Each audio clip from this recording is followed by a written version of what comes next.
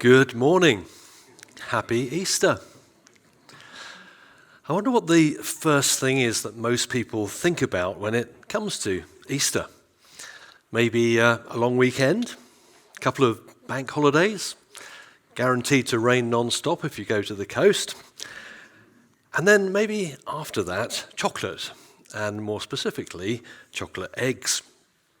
I did a bit of academic research, otherwise known as Googling, and apparently the first chocolate Easter egg was made by Fry & Sons in 1873.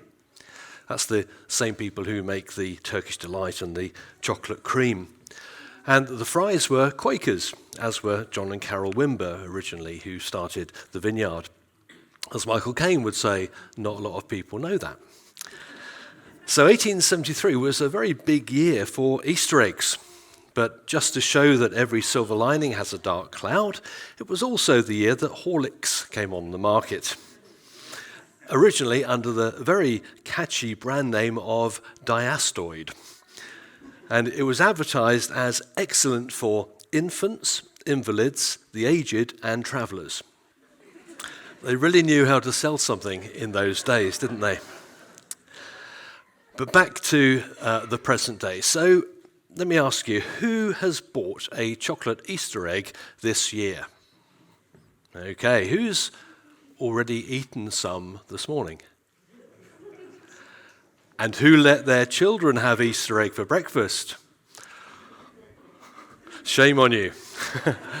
Looks like we need to run another parenting course pretty quick. I won't ask who's had Horlicks already this morning, way too much information. But another thing that people often think about when it comes to Easter would be the Easter Bunny. Did you know that there is a website where you can send him your own personal message? So I need to ask you this question.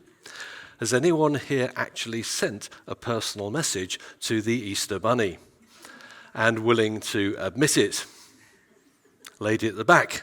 Thank you for your honesty, madam. Personally, I would recommend prayer to start with, but obviously you'd expect me to say that. But hopefully the other thing that people would think about when it comes to Easter is the resurrection of Jesus. So what's the connection between Easter eggs, the Easter bunny, and Jesus' resurrection? Well, in one sense, nothing at all, except that these things that we associate with Easter are all about new life. The egg symbolizes new life. Anyone who knows anything at all about bunny rabbits knows that they specialize in new life. And resurrection is also, of course, about new life. Our word Easter comes from a Saxon word, estra, from which we get estrogens or estrogens, the reproductive hormones. But when the early Christians chose a symbol for their faith, they didn't choose an egg or a bunny rabbit. They chose a cross, which seems a bit odd, doesn't it, when the cross is actually all about death. But of course, that cross isn't the end of what happened at Easter. We remember Jesus' death on Good Friday, but on Easter Sunday, we remember his resurrection. And that's because if there was no resurrection, there would be no Christianity. Jesus would just be one more in a long line of dead heroes from history. When the Apostle Paul wrote to one of the early churches in a city in Corinth, he said, "If Christ has not been raised, then all our preaching is useless and your faith is useless." There are many reasons why our preaching may be useless, of course. Just ask anyone who comes here regularly. But what he's saying is no resurrection equals no Christianity. What we call the Gospels in the New Testament are the eyewitness accounts of Jesus' life, the first 4 books, Matthew, Mark, Luke, and John. And they're biographies. They're drawing together the stories and the teachings from people who knew Jesus personally. And they all describe the crucifixion and the resurrection. And they all talk about people meeting with Jesus after the resurrection. Not a vision of Jesus or a dream or a paranormal encounter, but a real life person. A resurrected Jesus who spent time with them and walked with them and talked with them and even ate meals with them. On one occasion, Jesus cooked breakfast for them. And we're not just talking about a few of his closest friends here, we're talking about hundreds of people over a period of 40 days, about 6 weeks. People sometimes ask me, how did the early church decide what should be in the Bible and what should be left out? And the main criterion that they used was really simple. It was whether the person who wrote it had known Jesus personally. Were they an eyewitness of what happened?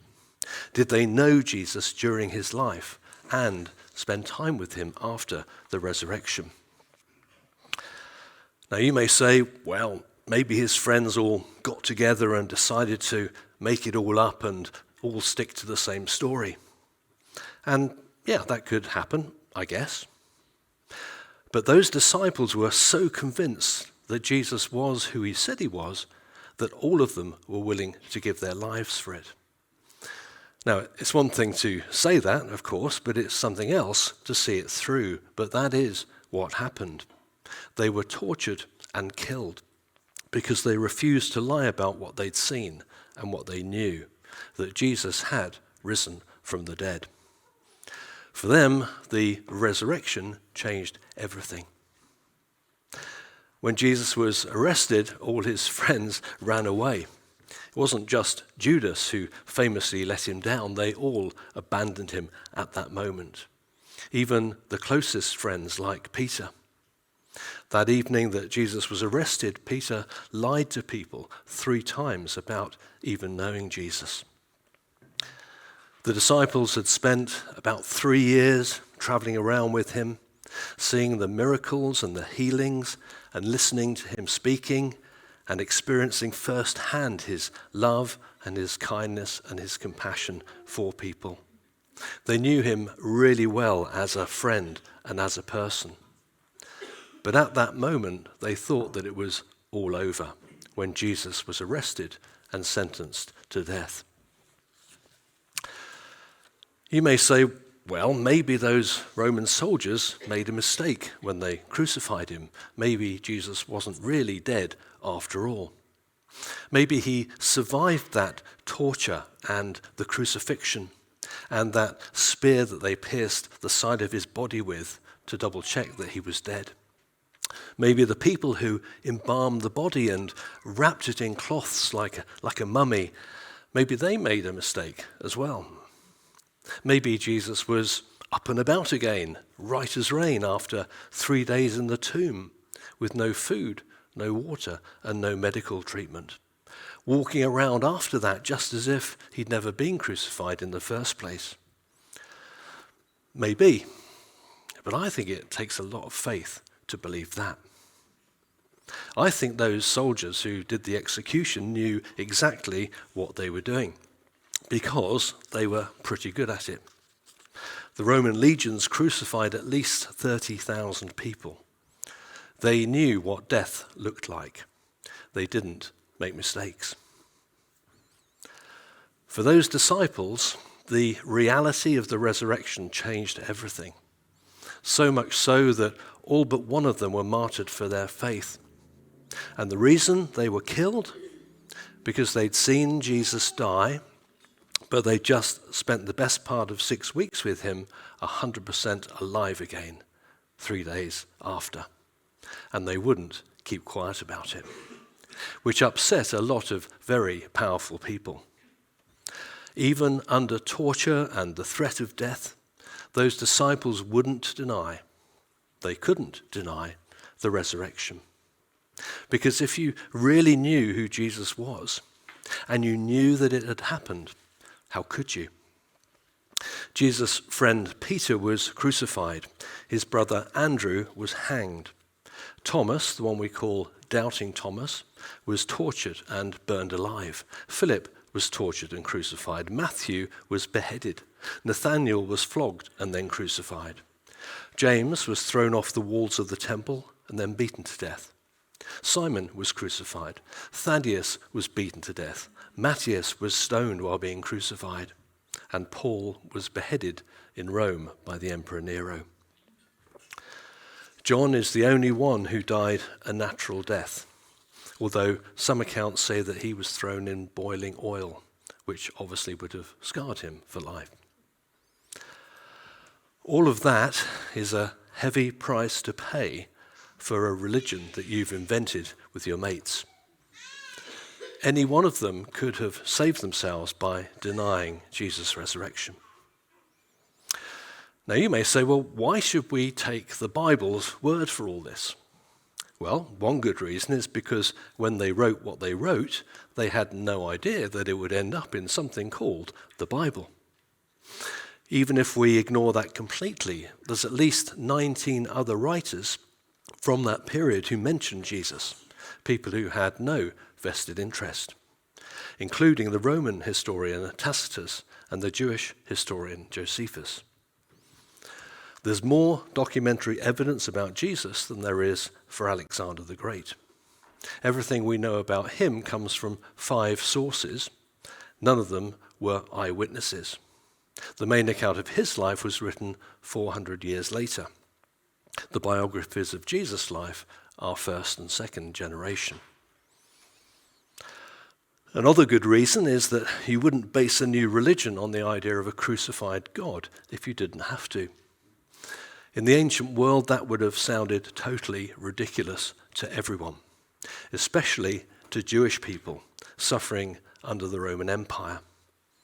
They were expecting a Messiah who would deliver them, not one who would die for them. Crucifixion in those days was reserved for slaves and people rebelling against Rome as a deterrent to make an example of people. How could a Jewish rabbi dying like that be any kind of victory, they wondered. How could our God be in that? It's humiliating for us and humiliating for our God, just as the Romans intended it should be. If you were Jesus' disciples, this is not the kind of story that you would make up.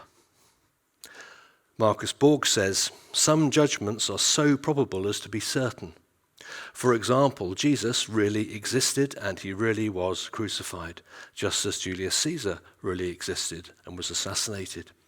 We can, in fact, know as much about Jesus as we can about any figure in the ancient world. Richard Burridge was Dean of King's College London when I was there. He says, there are those who argue that Jesus is a figment of the church's imagination, that there never was a Jesus at all. But I have to say, I don't know any respectable critical scholar who says that anymore. So if we're willing to accept what the historians say about Jesus, the only question is, who was he? The great C.S. Lewis of Narnia fame, The Lion, the Witch, and the Wardrobe, he says this: a man who was merely a man and said the sort of things Jesus said would not be a great moral teacher. He would either be a lunatic on a level with the man who says he's a poached egg, or else he would be the devil of hell. You must make your choice. Now, I'm not personally convinced that a poached egg is the best way of saying that, but C.S. Lewis has sold a lot more books than I have, so we'll give him the benefit of the doubt. He continued, either this man was and is the Son of God, or else a madman or something worse. But let us not come with any patronizing nonsense about his being a great human teacher.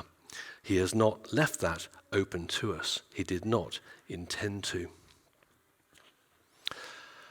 The fact that Jesus' friends all abandoned him when he was arrested gives us a bit of a clue that who Jesus wasn't exactly obvious to them during his lifetime. And that's because Jesus was so authentically human. They obviously spent a lot of time talking about it quietly amongst themselves. I mean, they could see that he was an amazing human being. But we say that about quite a lot of people, don't we? He was clearly a real human being in every way. Except that somehow he didn't have a bad side. He didn't have a dark side. He just didn't do stuff that was wrong. And despite the incredible things that Jesus said and did, things that no one else had ever done before, he didn't say very much about himself. He wasn't into self-promotion. It was always all about other people. It wasn't all about him. It was obvious that God was with him. You could say that God was in him in a very unique way. But who was he? One day, Jesus decides to ask them directly. When Jesus came to the region of Caesarea Philippi, he asked his disciples, "Who do people say I am?" They replied, "Some say John the Baptist, others say Elijah, others say one of the prophets." In other words, one of the great men in Jewish history come back. "But what about you?" he asked. "Who do you say I am?" I can imagine a really awkward silence at this point and them looking at each other and nudging each other. "Go on, you say it, you ask him." And then Peter plucks up the courage to say what they've all been thinking. "You're the Christ, the Messiah, the Son of the living God." And did you notice that there's two questions here? The first one is, who do people say I am? Which is kind of an academic question, isn't it? Like you might get in a pub quiz or an opinion poll. But that was just the starter for 10. The big question, the rubber hits the road question, was what about you? Who do you say I am? Because ultimately that's what all of this is about. It's not what other people say, it's what do you say? Because if the disciples were right about who Jesus was, then he's going to be asking all of us that question one day. In fact, he's already asking us that every day. And Easter is a great time for us to think about answering him. Because as we were saying at the beginning, Easter is all about new life. Not just for bunny rabbits and not just for Jesus in his resurrection, but for all of us as well if we want it. Jesus' invitation to us is new life. His kind of new life that he invites us to share in. When people ask me what I do, sometimes they say, "So it's your job to get people to believe in God." Maybe it is, but I've never really thought about it like that. Because I think that people either believe that there's a God, more likely than not, or they don't. So my job isn't to change that. My job is to explain to people who do sense that there is a God, why the Christian understanding of who that God is and what he's like is the one that to me makes the most sense when it's understood well. The God who didn't just sit in heaven far away from all the messiness and the tragedies of human life, but came to us as one of us to share in it with us. The God that we see in Jesus. The Jesus who came to make it possible for life to begin again. A life with him instead of life without him. When someone becomes a Christian, they become a brand new person inside. They are not the same anymore. A new life has begun. Starting now and continuing for eternity. Because the question that Jesus asks us is a life question for now, not a death question for later. Jesus' resurrection on Easter Sunday changed everything for his friends. And it can change everything for you and me as well. Easter eggs are great. Bunny rabbits are great. Even Horlicks is okay. But none of them is what Easter is all about. The message of Easter is that through Jesus, for every single one of us, life can begin again, starting today, if we wanted to.